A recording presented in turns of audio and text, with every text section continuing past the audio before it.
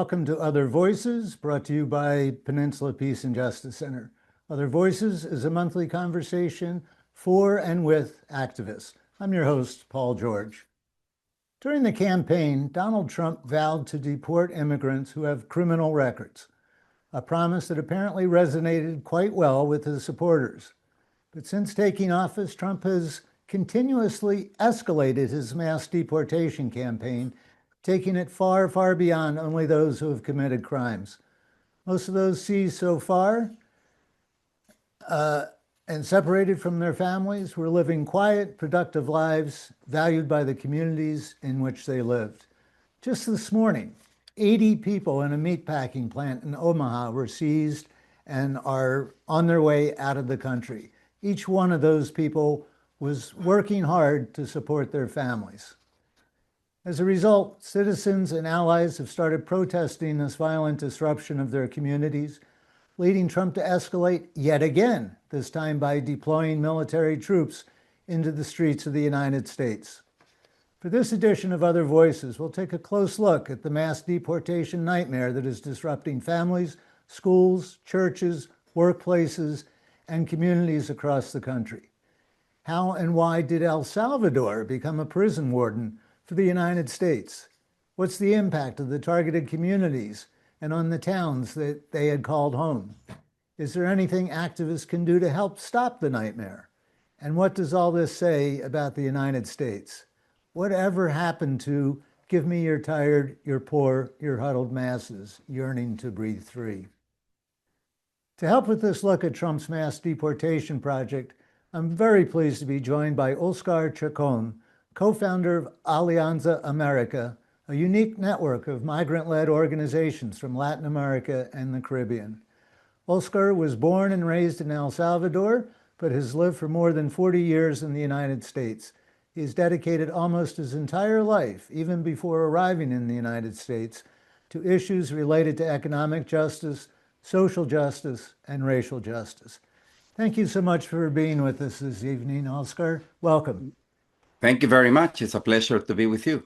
So I found out as you logged on that I was expecting you to be calling in from Chicago. Everything I was giving you was on Central Time, and you're in El Salvador. How are things down there right now? Well, for many people, things are tense. There has been a number of arrests that have been conducted recently. Environmental activists, human rights defenders, and there is great concern that this may be the beginning of a gradual rounding up of people who are basically dissenters of the government of Nayib Bukele. Something happened with my camera. I'm going to try to fix it in a moment. Just give me 1 second. But so again, I mean, as I said, I mean, essentially the environment is tense, and we are hoping that things will get better. But I just met with a group of people this afternoon, and some of the people were actually crying and increasingly feeling, as I said, fearful that the arrests that so far have taken place may only get worse. Do you want to take a moment to try to get your camera back on there? Yeah, I'm working on trying to get it back. That's weird because I've used it several times today and didn't have any problems. There you are. I think that I am again. Okay, good. So, well, before we get into all the topics for tonight, and there's a lot to dig into, I do like to provide our audience members with an opportunity to learn something about a new group. And since it's based in Chicago, I'm not sure how many people are aware of Alianza America.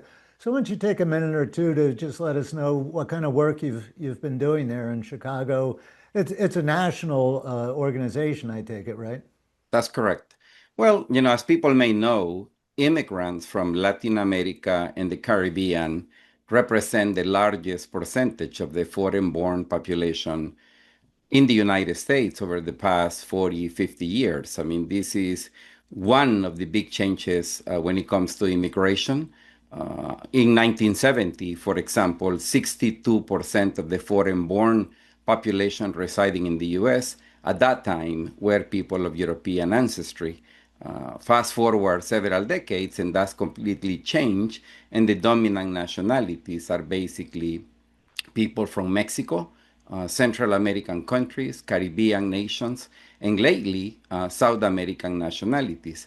So, as this process took place, many organizations were founded at the local level, but none that had national reach or that was founded with the specific purpose of representing and being the voice of this growing community of immigrants in the US. So Alianza Americas basically is a network of organizations that come together to act as one on advocacy matters, on technical assistance matters, on capacity building matters, and on building links with similar-minded organizations in Mexico and Central American countries and the rest of Latin America, but primarily Mexico and Central American nations. Okay, that sounds great. I hadn't heard of your organization until, and I want to be sure to thank Alfredo Choro for making this connection with us. Thank you, Alfredo, and for pointing me in the direction of your organization. So just quickly, I don't want to make this our topic tonight, but your initial reactions to the troop deployments here. It's really affecting us here in California because we're seeing it up close. And in fact, our governor, Gavin Newsom, just gave a special televised speech about half an hour ago. And he encouraged people to get out and protest peacefully. But it looks like more troops are coming. Your quick initial reaction to this latest escalation from Trump? Well, based on the history of the United States of America, this is a blatantly illegal action on the part of the Trump administration, but it is an action that clearly reinforces what we have seen so far coming from the White House since last January 20th, namely a very quickly escalating process of concentrating more and more power in the executive branch, specifically President Trump, in what amounts essentially to a rapid ascent of a dictatorial way of governing the country. I agree. I think that's what this troop deployment is all about. It's one, detracting or keeping attention away from some of his troubles, like with his big, beautiful bill and being accused of being in the Epstein files. But it's more, I think, should be seen as a power grab. Perhaps by the end of this weekend, we'll actually see him invoke the Insurrection Act, because I think the protests that have long been planned for this weekend are going to be massive around this country. Already today, in response to this troop deployment, something like 24 cities have seen, including your home of Chicago, have seen major demonstrations hit the streets, and that's only going to grow as we go through this week. And I think we are at a very precarious time right now. But let's focus our attention on what we promised tonight, and that's talking about the deportation program, and first and foremost, El Salvador's unusual role in this situation. And when a lot of us, as I mentioned to you, especially in this area, were involved in El Salvador Solidarity back in the 1980s, and probably haven't paid a lot of attention since long since that period. And I noted that in one of your emails that we were exchanging and getting here, you said you saw some parallels between the U.S.-El Salvador relationship in the 1980s and today. Can you expand on that? What are you seeing as parallels there in this? Yeah, and let me begin by saying that yes, there are very strong similarities, but there are also differences. Let me begin by stating the similarities. Back in the 1980s, we had a brutal military dictatorship governing El Salvador, And we had a US government fully committed to backing such a government in many ways. I mean, of course, I mean, military aid was one of them, but also economic support, political support. And that is a very clear parallel to what we are dealing with today. We have a government in El Salvador that has been branded, even by the president of El Salvador, as a president. I mean, a country being presided by a cool dictator. And many publications from around the world have also stated that there are clear indications that El Salvador is sliding quickly into a dictatorial way of being governed. And we have in the US a government that, just like in the 1980s, is very much willing to be supportive without questions, even presenting the Bukele administration as an exemplary government to look after. And again, there are also differences. Back in the 1980s, there was a very strong opposition from within the country. That is not something that we necessarily have in El Salvador today. But we also have a much larger Salvadorian population in the United States today than we did back in the early 1980s. So those are some of the differences I see. And having been recently in Washington, D.C., I have no doubt that we are also seeing a parallel in the sense that many congressional leaders on the Democratic side of the aisle are increasingly outspoken about how distasteful they find the role El Salvador is been playing by essentially housing people that should not be being detained, and even less in a high security prison like the one they've been placed into in El Salvador. Give us some background on this prison, because it's not holding just these couple hundred people that have been, pardon me, booted out of the U.S. by the current administration. It seems to be a major industry that Bukele is trying to start in El Salvador. Would you talk about the CHACÓN prison and what it is and what role that plays in Bukele's government? Well, the first thing to know is that El Salvador actually has 22 different prisons across the territory of El Salvador. Right now, they are housing close to 100,000 Salvadorians. That is Holy a mackerel. very high percentage of people. And it's important to point out that up until about 6 weeks ago, nobody knew anything about this. Nobody seemed to care much about it. And the only reason we've been talking about these issues lately is because of the role taken by the Bukele administration in as far as providing these detention facilities for people being sent from the US. CHACÓN in particular is a more recently built jail, pretty much built for showing purposes. I mean, there are close to movies that have been made out of this particular prison showing Huh. how tough the Bukele government has been on gangs, which again, I mean, it is the place where these Venezuelans and other deportees have been sent to. So let's talk about Bukele himself a little bit. How did he come to power, and what's he doing? What has happened to make him as he self-describes himself, a cool dictator? Well, I mean, it's important to understand that El Salvador never really evolved into what many people thought it would following the ending of the Civil War in 1992. Governments from, the right-wing party called Arena or the leftist party called FMLM managed to really address critical problems that El Salvador, as I said, never really managed to deal with frontally. The peace agreements were not about fixing, for example, the profoundly economic system that we have had in place for so long.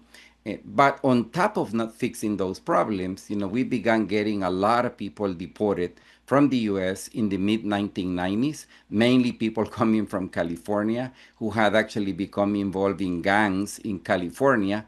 And upon their being returned to El Salvador, they soon found that El Salvador was a ripe place for them to actually stay and grow the organization they had actually been a part of in LA and built very strong gangs in El Salvador, adding a very significant problem of public safety. There were entire neighborhoods that could not be accessed, freely by people.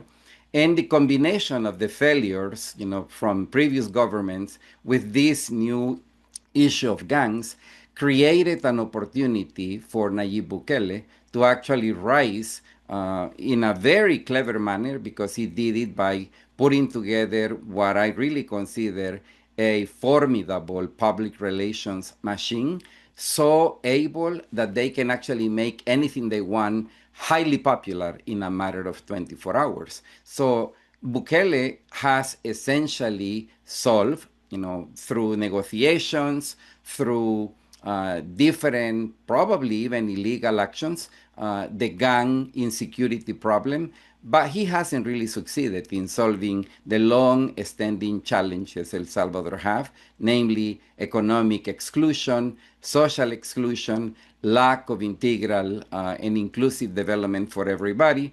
But he has managed to build popularity. And this is something that explains very much why Bukele uses social media in such a creative manner, perverse if you want, but creative nonetheless, to the point that he calls himself a cool dictator pretty openly. It sounds an awful lot like our president Yes, using there are social media. similarities. There are similarities. Yes.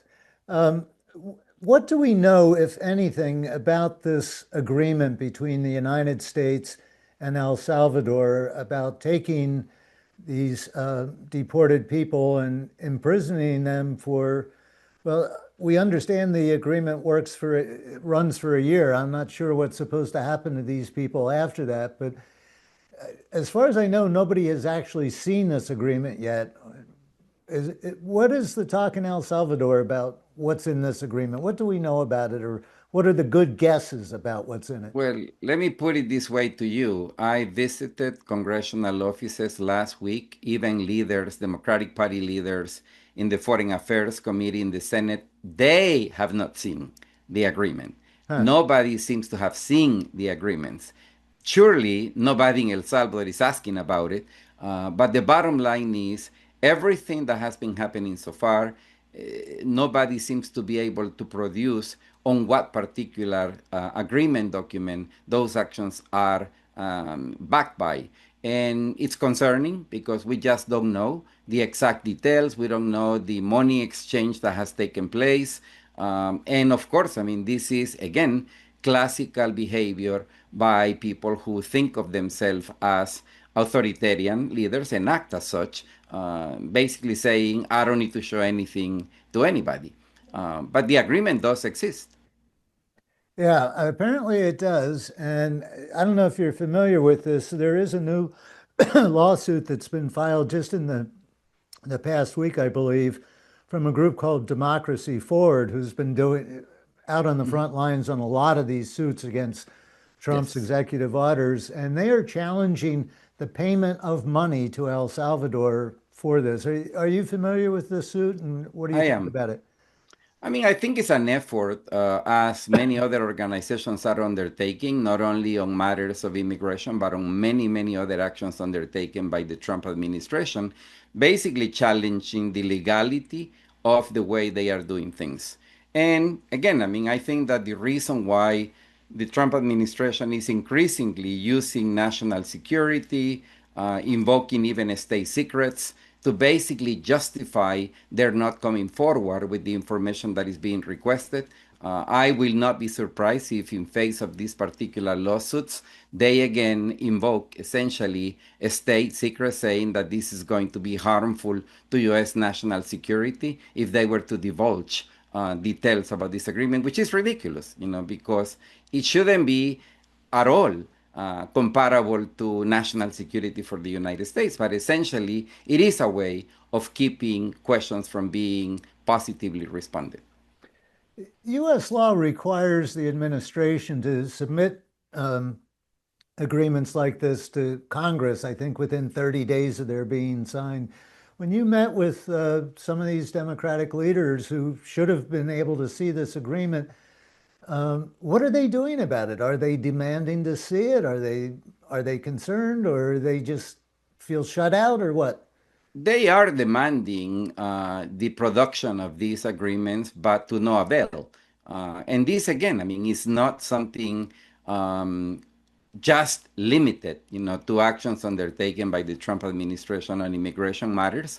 This is classical behavior by the Trump administration in the last 3.5 months or so, essentially using arguments, again, along the lines of national security, along the lines of state secrets, to basically deny any real responses to what otherwise and in other times it would have been quickly forthcoming.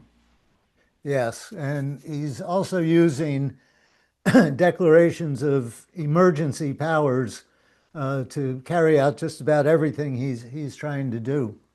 Yes. I do want to switch gears a little bit here and Mhm. step back on the broader uh, deportation program that Mhm. Trump has launched.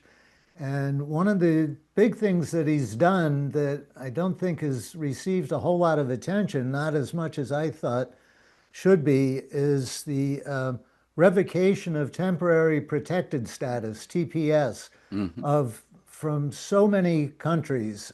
Yes. Can you talk about the effect of that? Why are these various people here under protected temporary status? And what's it mean to them to be threatened now with being sent home? Sure.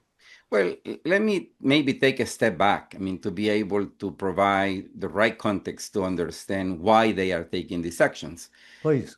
It's important to understand that the Trump administration and the very horrible extremist forces that are behind him, especially when it comes to matters related to immigrants and immigration, they have fabricated story that essentially paints immigrants of today as a serious threat to the well-being of the United States of America. But let Hmm. me be very clear, this building, this manufacturing of this lie, it's by now 4.5 decades old. This is not a new campaign. This Huh. is something that has been steadily pushed, and it has been successfully installed in the mind of many, many Americans who buy the lie. I mean, that immigrants are a problem. When you actually look at the evidence in every respect, immigrants are nothing but a blessing to the United States of America in multiple ways. So, with that said, what the Biden administration did is to provide to some nationalities temporary protected status, namely people from Haiti, people from Venezuela. And just those two nationalities together, there were close to 700,000 people.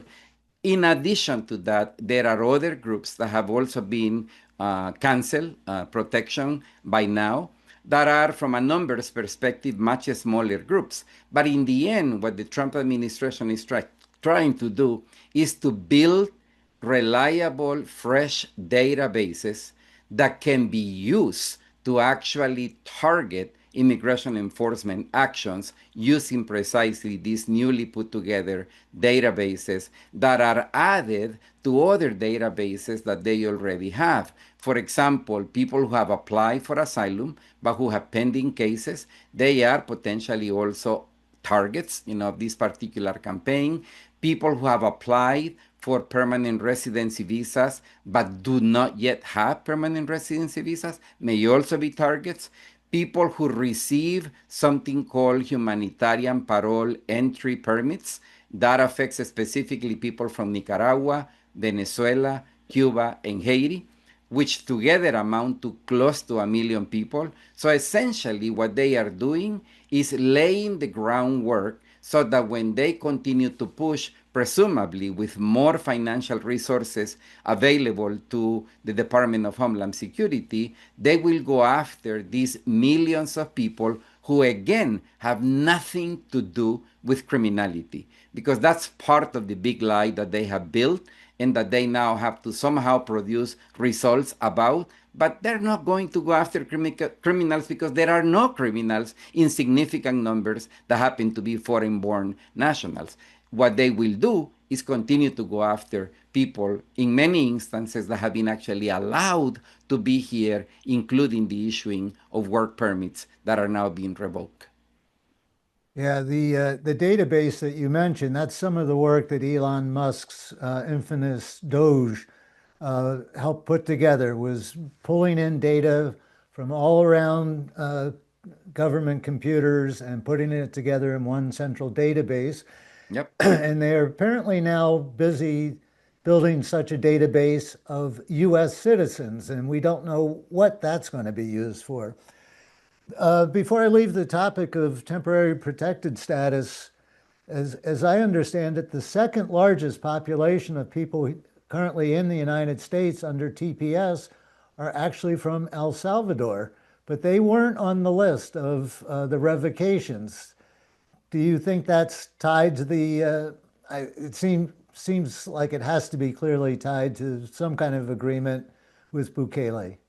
It could be, we have no way of proving it, but it could be a kind of quid pro quo. El Salvador, basically scratch Trump's back, and he returns the favor by essentially not terminating TPS for Salvadorian nationals. Keep in mind that the TPS for Salvadorians that is still in place was originally granted in March of 2001. So the nationals from El Salvador that are still protected under TPS have been in the country temporarily for the past 24 years. Wow. And of course, originally the number was much larger, but every time that there is a renewal of this type of protection, a lot of people fall off the program for different reasons. So by now, it is estimated that about 160, 170,000 Salvadorians remain protected under the still existing temporary protected status. The one of the things we often hear about of immigrant populations here in the United States is how important to their home countries their remittances to their families. They're sharing they're earning comparatively good money up here, and people are helping support economically and financially their families back at home. Is that the case with El Salvador? Are those remittances an important part of the economic picture in El Salvador They and are these other absolutely countries as well? They are absolutely a crucial lifeline for hundreds of thousands of households in El Salvador that rely on remittances as a way of boosting their income and making things that otherwise would be simply impossible for them to access. To do so, including sending children to school, buying school supplies, seeing a doctor, seeing a dentist, securing a safe place where to live. All that is connected to remittances. Keep in mind that last year, Latin America received about $165 billion in remittances, with Wow. Mexico being the largest recipient with about 65 billion, Central American countries together about 45 billion, and then the rest, basically spread throughout the Caribbean and South America. So yes, it is a crucial lifeline for millions of households in Latin America. And it is important for people to know that in the bill that President Trump wants the Congress to pass, there is actually a new proposal to tax money being sent from the US to families in Latin America and elsewhere at 3.5%. This would be a major hit if it were to become law, because it would basically mean that billions of dollars that should be going to needy families in Latin America and the Caribbean and elsewhere will stay in the US in the form of taxes on remittances, which is horrible because when people send money, they already have paid taxes in the US. Yeah, that's right, because they worked to earn that money. And that's one of the things that keeps getting lost in these Yes. roundups is that, they are not, again, like I said in the introduction, they are not grabbing criminals off the street. They are going to workplaces. Home Yes. Depot and seamstresses and places like that.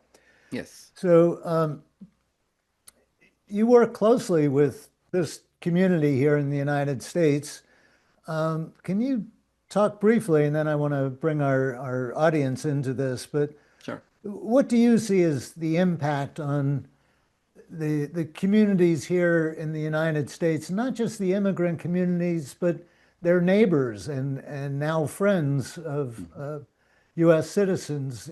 Um, I think what we're seeing in Los Angeles is a reaction to what's happening to the community there. Mhm. Uh, from your personal experience, can you address that part of it? Yeah. I think overall, I would say that the situation is a mix of chaotic feelings, confusion, outright fear, and very strong anger on the part of a lot of people, friends, families of immigrants who have been here for many, many years, have committed no other infraction except having come to the US or stay in the US, even though they may have come with a tourist visa or something like that, and are vital components to the social, economic, cultural fabric of communities. I have to say, I mean, a lot of people I've talked to over the last 3.5 months are very fearful. People are even fearful in some instances, even to send kids to school or going to pick them up because they are afraid that they may be rounded up, taken away, and deported. There are also a lot of people, as I said, very, very upset, very angry with the actions undertaken. I have even spoken with some people who admittedly voted for Trump, who actually believe that they were going to go after criminals, which, as I said before, was part of the fabricated lie that they actually put forward, and are very upset. I mean, that the people that are being rounded up are actually hardworking individuals that are playing vital roles in communities across the United States. What we are seeing in Los Angeles, I think, is a response to this clear abuse of power that goes way beyond anything anybody imagined he was going to be doing. But I have to say, I mean, he did promise that he was going to carry out the largest deportation campaign in history. And as I'm sure you know, Stephen Miller, one of his top aides, is daily, hourly promoting more and more fear and calling for more and more enforcement actions. Yes, he's really putting pressure on ICE to up their daily quotas. That's pretty clear. I think it is Well, a 3,000 a day now, what he y- wants them to do. yeah, they still haven't reached that, I understand. They're up to about 2,000 a day, but Yeah. once they hit 3,000, he'll be demanding five, no doubt. Yeah. Yeah. So let me invite our audience in here. We'd love to have your questions or comments, your thoughts. This is a conversation. You're not limited to having a question. Two ways to ask. You can click the raise hand button, and you'll get a signal from our director that you'll be able to unmute, and you can just ask your question live. Or you can click the Q&A button and type in a question. I'll read that to Oscar Chacon, our guest here. So I better bring up the right screen so I can keep an eye on this. And I don't see any hands up as yet, but hopefully we will get some. Um, who do you think these ICE agents are? I assume you've been to some of these demonstrations and maybe have seen them up close. There's a lot of question about who these people are. They're coming out masked to take out carry out these roundups, uh, dressed in civilian clothes a lot of times. Have you and anybody in your group tried to explore who these people are? I mean, look, people who take part in law enforcement agencies, including ICE, are very often people that were there because they needed a job that was secure, that was safe, that promised them stability in as far as holding a job. But I really think that what they are being fed in terms of what they are going after is simply based on lies. It's sad, I mean, for me to see that many of these agents are wearing masks because this, for many Latin American nationalities and also people from other parts of the world, seeing a mask law enforcement agent is actually traumatizing because Yes. the only thing that comes back to our memory, literally, are the role played by death squads in many of our countries that behave exactly in the same way. So I think that it is pretty sad. I mean, that law enforcement agencies across the board, but ICE in particular, are actually using tactics that are a lot more similar to tactics used in the past by dictatorial, authoritarian regimes. Yeah, that's a very chilling comparison to make. The infamous death squads, especially, I know from El Salvador, that was a major part there. So our director, David Simon, David, if you can bring Karen Skold on. She's first in the list here. And while we're getting her set up, let me read one from the Q&A box. Is there any international pressure being put on the Bukele government? And I assume that means from Europe and other places, not the United States. Well, I mean, even in the US, there is a degree of pressure because, as I said before, there are many Democratic lawmakers in the House, in the Senate, that are absolutely not happy, with the role the Salvadorian government under Bukele is playing, essentially becoming an accomplice to illegal actions undertaken by the Trump administration. He has been very disrespectful even to our judicial system by basically laughing at judges when they first sent the Venezuelans to El Salvador. He had a very dismissive posting on X referring to the judge that had actually said that the flight should be stopped and returned to the United States. So again, I mean, there is people putting pressure from the U.S., but clearly there is also international pressure. I think that for the Salvadorian government has been really disturbing to see, for example, international magazines like The Economist coming out with very strongly critical articles, essentially painting Bukele as a quickly devolving dictator, and he's been very upset about it. And I want to take this opportunity to say that the Bukele government does have one characteristic that, as I mentioned before, places this particular political project in a league of its own, and it is the ability to put together an incredibly effective public relations machine that is very successful at creating popularity, at creating essentially consent, by the population. The very day after, the Economist had a very strongly critical article to Bukele.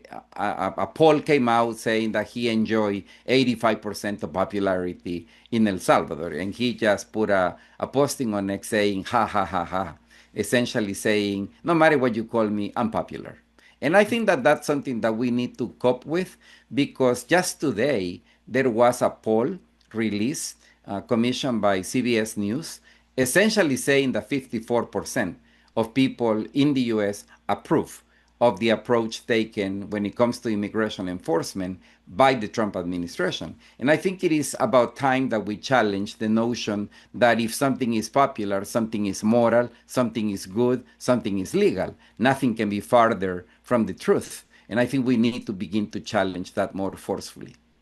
That's an excellent point. Excellent point. Karen Skold, you should be on your mic. What's your question? Yes.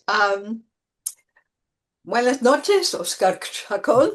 Buenas I noches. have visited El Salvador 16 times with the sanctuary group. Thank you. So I've been kind of following, well, going back to the 80s when I was protesting the US involvement. So my concern about El Salvador is serious because I know I have friends there, and my understanding of the economic impact on El Salvador of the remittances is, of course, it's seriously important to the families, but Yes.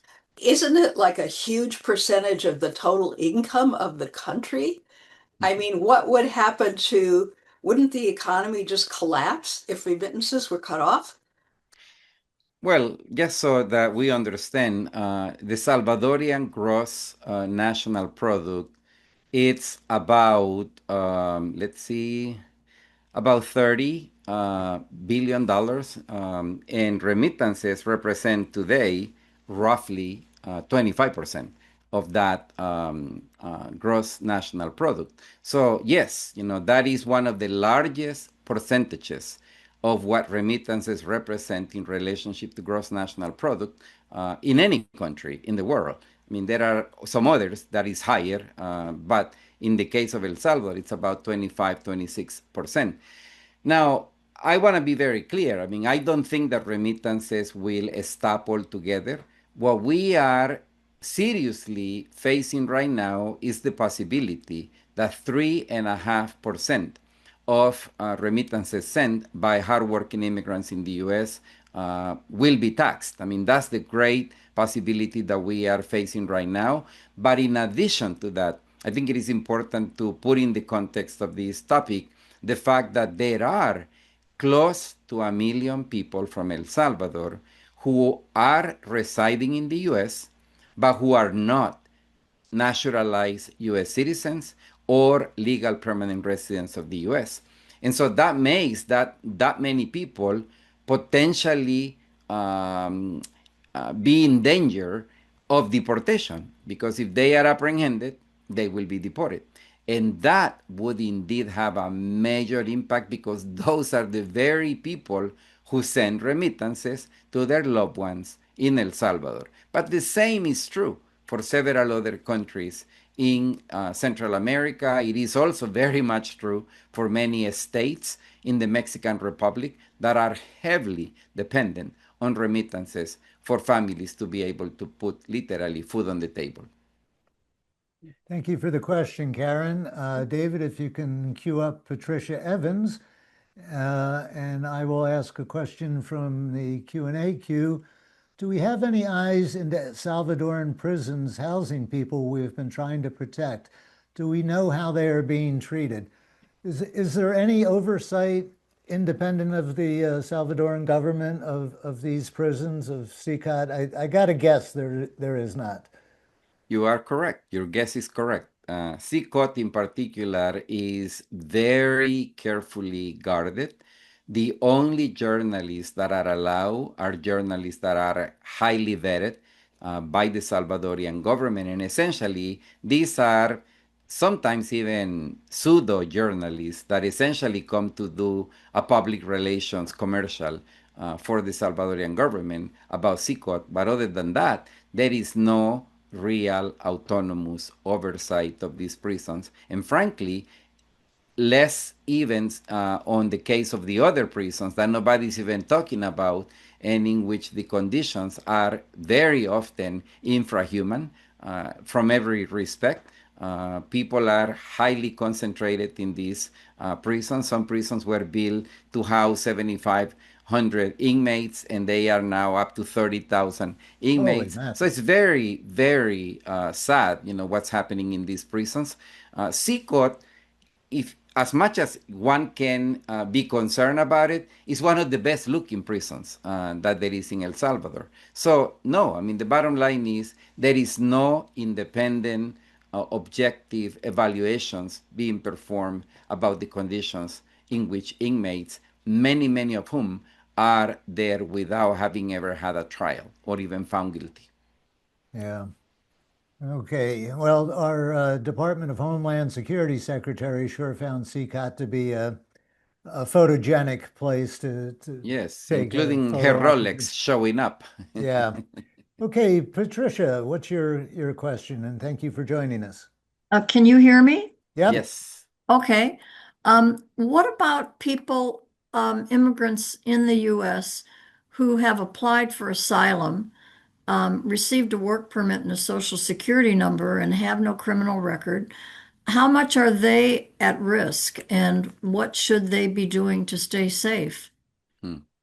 Excellent question. Let me begin by saying that I have been over the years critical of our asylum system in that it is a system that was actually built in the context of the Cold War. It's still based on premises that made a lot of sense to some people when the dispute worldwide was one between the United States and the Soviet Union. And we have not really done a thorough systemic upgrade of that system to basically reflect the conditions that in today's world are pushing people out from their countries of origin because of lack of safety for their lives. But with that said, there are many people, including many people from El Salvador, by the way, who have applied for asylum in the US, are actually waiting for hearings to have their cases be decided. But once 6 months have passed since they apply for asylum, they are entitled to apply for a work permit in the US. Many of those people have received work permits, but for as long as their cases are not fully adjudicated, hopefully positively, they remain indeed fragile, to the potential arrest and deportation by the Trump administration, who, as I said before, is wasting no time in gathering as many databases. One of the most concerning databases that they have recently added is the IRS database. Collecting basically tax returns filed by immigrants using taxpayers' identification numbers as opposed to social security numbers. And that is extremely and deeply concerning because of the promise that was made by the IRS to these tax filers that their information was going to be kept private for the rest of life. And clearly, that's not the case anymore. Thank you for the question, Patricia. An excellent question, as Oscar mentioned. I do not see any more questions in either queue. We'll give people a minute or so to try to come up with a question, but let me ask you as a way to bring this toward an end. There's a lot of action going on in courts right now. We mentioned the newest lawsuit being brought by Democracy Forward. What are your suggestions for activists? You're talking to an activist audience here. What can individuals do to have any kind of impact on what we're seeing happening around the country and will only be escalating in the coming days? Well, I think that the most important thing that activists need to be trying to accomplish is to reconcile, on one hand, responding to the very many unjust actions, illegal actions that are being undertaken by the Trump administration. But on a parallel track, we really need to work harder on trying to define an alternative agenda. Part of the problem is that we, as people interested in change for the better, have actually failed to work very strongly when it comes to modernizing, when it comes to innovating on what do we want for a country. What do we want the United States to really look like? And that involves, crafting an agenda that includes economic, social, political, cultural, racial components in a way that we can actually do both. We can oppose, the horrible actions being undertaken, but at the same time, help push the political conversation towards an America that is a lot more reflective of the reality of us having already become a multicultural, multi-ethnic nation that has to find a way of building a new social, political, economic, political compact that can really make us come together, push particularly the Democratic Party, to also embrace a vision along these lines, because sadly, up until today at least, I just don't see the Democratic Party really decided to confront head on and in a truly asymmetrical manner the agenda that conservative forces have been pushing to all of us for the past 4.5 decades.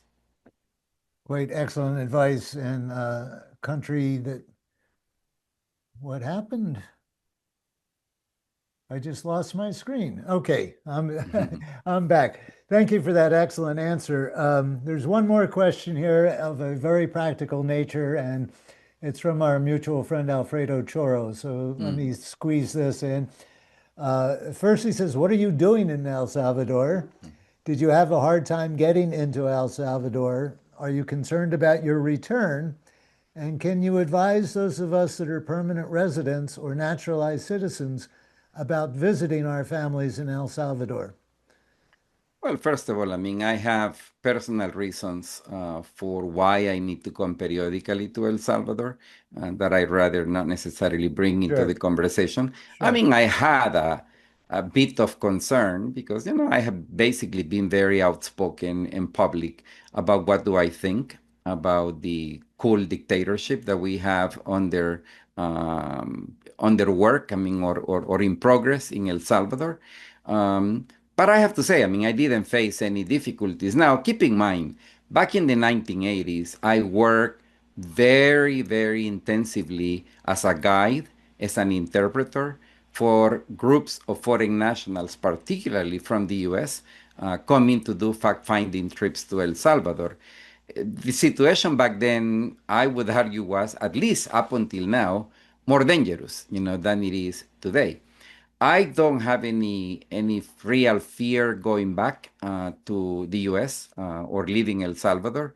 Um, I hope not to find any difficulties. I mean, I'm basically making use of my freedoms as an individual, my freedom of speech, especially, to do what I'm doing. But with that said, I mean, I advise very strongly that if people come to visit El Salvador, visit their relatives, and you haven't been here for a while, it is important to go underneath the surface.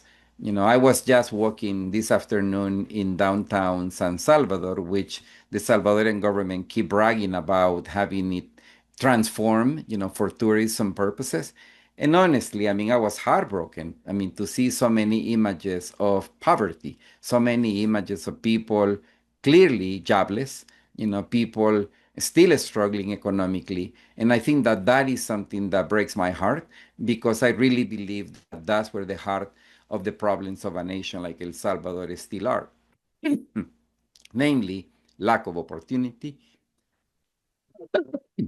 lack of inclusion. You okay there? Okay. Thank you for that. Thank you for the question, Alfredo. And thank you again for putting me in touch with Oscar. This has been a wonderful conversation. And I really appreciate your taking the time from so far away to join us here, Oscar. Let me make one announcement before we wrap this up. As you know, this Saturday, as people have been calling for a No King's Day series of demonstrations. I think there's something like 1,500 currently scheduled around the country. Locally here in Silicon Valley, the nearest one would be anywhere between Palo Alto and Sunnyvale, basically. Sally Lieber and Mountain View Voices for Peace, and together we can have come together to organize what they're hoping is a 7-mile by 7,000 person demonstration starting at the Tesla showroom in Palo Alto, 4180 El Camino, extending all the way down El Camino Real. Just stand along the side, cover the whole 7 miles to the Tesla showroom in Sunnyvale, which is at 750 El Camino. Join anytime between 12 and 2 this Saturday. Get out there in the streets. Well, as I'm corrected, get out on the sidewalks. So any closing thoughts again, Oscar, before we sign off here? Well, I want to thank you for organizing the event. I was telling many Salvadorian friends, colleagues here, and in the US, that sadly, up until 2 months ago, nobody seemed to be concerned at all. I mean, about what was going on in El Salvador. It took the sending of Venezuelans, the sending of Kilmer Abrego, who has been returned to the US by now, Yeah. for people to begin to pay attention. But the reality is what's happening in this country is very concerning. And I think it is about time that we find ways of reactivating the type of solidarity work that was built very successfully in the 1980s for the reality that El Salvador is facing, dealing with today. And so, again, I thank you for organizing this particular event. My pleasure. And thank you again for all your very well thought out insights and sharing the information with us. Oscar CHACÓN, co-founder of Alianza America. He was former director for almost 20 years, I think, and like me, sort of retired from the position, but obviously not. Oscar, thank you once again. Thank you to everyone who tuned in tonight. Thank you. We will be sending out, as we always do, a follow-up email with some links and reading for background. Until next month.